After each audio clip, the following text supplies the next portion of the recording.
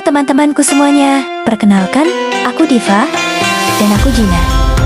Kali ini kita mau kasih tahu temuan men terkait deforestasi Kalimantan Selatan. Yuk, simak terus videonya ya. Jadi teman-teman, deforestasi itu sebenarnya apa sih? Deforestasi adalah proses penurunan atau hilangnya luas hutan akibat aktivitas manusia atau faktor alam yang memiliki dampak signifikan terhadap ekosistem, iklim, dan kehidupan makhluk hidup. Deforestasi di Indonesia sendiri sudah menyebar luas ke berbagai pulau di Nusantara dengan kondisi yang cukup mengkhawatirkan, salah satunya di Pulau Kalimantan, khususnya di wilayah Kalimantan Selatan. Yuk, simak penjelasannya.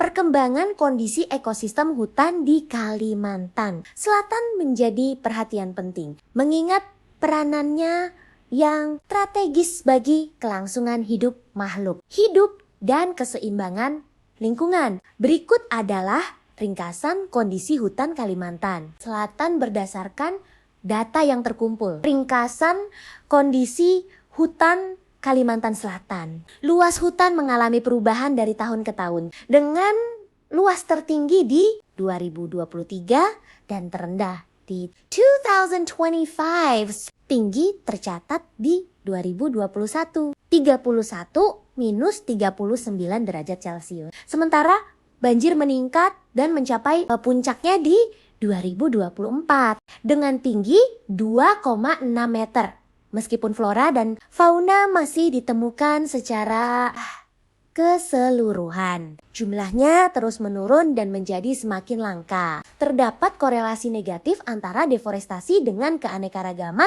hayati. Semakin tinggi tingkat deforestasi, semakin banyak terjadi banjir ekstrem dan kenaikan suhu, serta penurunan populasi flora dan fauna.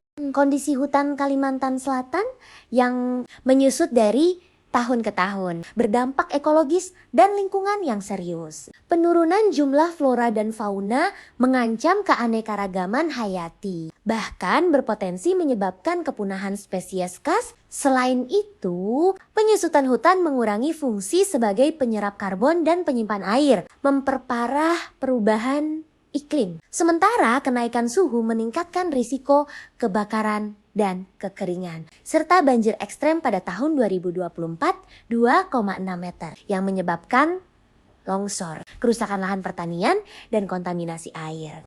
Dampak negatif juga dirasakan pada sisi sosial dan ekonomi masyarakat.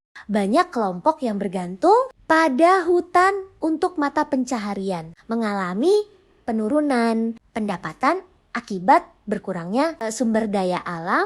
Kejadian cuaca ekstrem juga mengganggu aktivitas sehari-hari, merusak infrastruktur seperti jalan dan bangunan, serta meningkatkan biaya rehabilitasi dan bantuan darurat.